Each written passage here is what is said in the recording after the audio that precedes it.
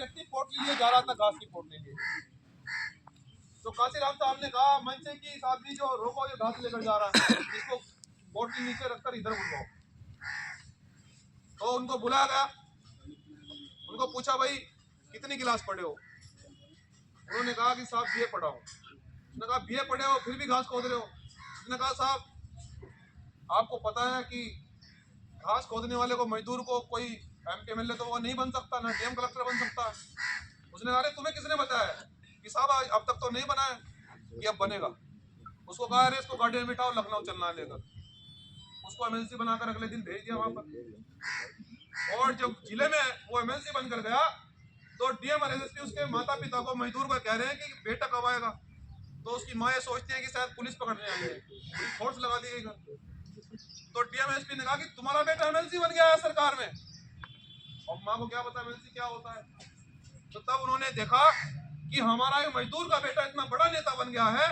ये ताकत साहब काशीराम जी के मूवमेंट की थी, जो आज खत्म कर दी गई है।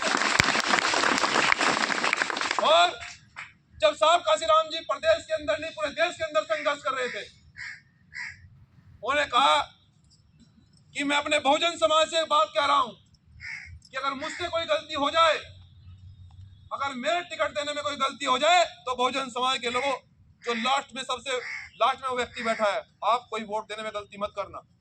मतलब अगर मुझसे कोई गलती टिकट देने में हो जाए तो वोट देने में आप गलती मत करना, उसको आदमी को हरा देना। और जब संघर्ष करते करते साहब काशीराम जी ये भी कहकर गए कि हमें आंदोलन को आगे बढ़ाने के लिए, हमें मूवमेंट को आगे बढ़ाने के लिए, जिस सामाजिक आंदोलन को भीम आर्मी जय भीम संगठन चला रहा है, ऐसे आंदोलनों को हमने उनके रास्तों पर, इस आंदोलन को हम इधर लेकर आए हैं कि हमें टिकाऊ आंदोलन की, हमें बिकाऊ आंदोलन की जरूरत नहीं है। क्योंकि जब से भीम आर्मी जय भीम संगठन का जन्म हुआ है तो बहुत सारे लोगों ने कहा कि सब लोग एडजस्ट हो सकते हैं, लेकिन मंजीत नौटियाल एडजस्ट नहीं हुए। मैंने उनसे यह कहा कि मंजीत नौटियाल कोई किसी नट का बोल्ट नहीं है कि एडजस्ट हो जाएगा। मंजीत नौटियाल खुद में एक मशीन है।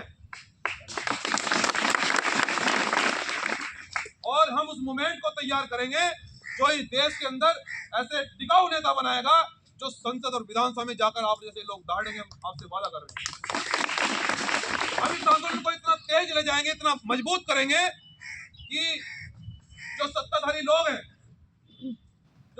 लोग हैं वो आपके आंदोलन से, कि नीले गमछे वाले लोग आ गए भैया, ना तो अन्य हो सकता है और न ये सुनते हैं।